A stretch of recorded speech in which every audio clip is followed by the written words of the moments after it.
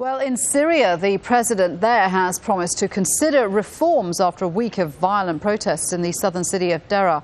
But that hasn't stopped protesters who've called for countrywide demonstrations on Friday. Thousands of people were on the streets on Thursday to mourn people who say were shot during the government's crackdown. There are reports that President Bashar al-Assad will speak to the nation within the next few hours to try to calm the situation.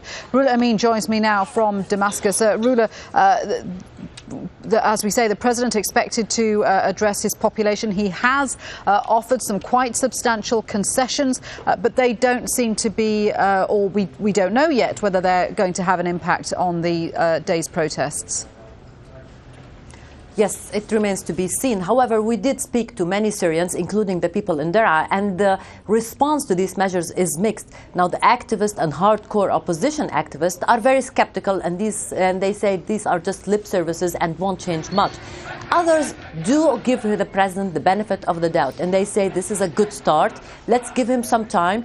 Maybe it will materialize, and maybe there will be change in Syria without having or forcing the people to go onto the streets. We have to remember, so far the protests have been confined to Daraa, despite 7 days of very strong clashes and that dozens were killed. The capital remained quiet, and so are the rest of the Syrian towns. Now today it's going to be a challenge and a test both for the activists and the opposition and the government. If the people take to the streets in other towns, maybe the concessions are too late. If they don't, it means the president had managed to contain the crisis in Daraa, and that some of the people, some Syrians at least, have bought his line, are giving him time and putting some faith in these measures, in these new measures. But the fact that the measures have been offered at all, Rula, put this into context for us. How surprising is that, given that this is a regime which has a history of heavy-handed, brutal crackdowns on any kind of uprising?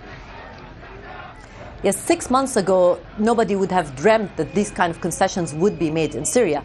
But a month ago, it seems very logical. Now, I arrived here on Sunday, and the minute I arrived, it was obvious that both the people, the Syrian people and the government, realized that change is coming to Syria.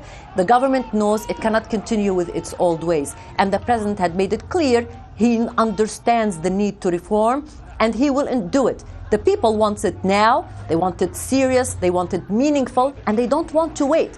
And there's a race with time. Now, some people believe that the president himself wants to change, but he is surrounded by a group of people or the system itself that's not allowing him to do what he wants to do. This is kind of giving him the benefit of the doubt. The protest in Syria, the protest in Daraa, had added more pressure on the government and made the government feel that it's very urgent to act now before it's too late.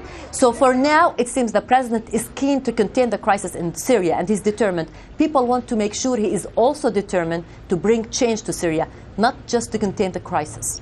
Well, of course, we will be following the developments there with you, Rula. Thanks very much indeed for now. Rula Amin in Damascus there.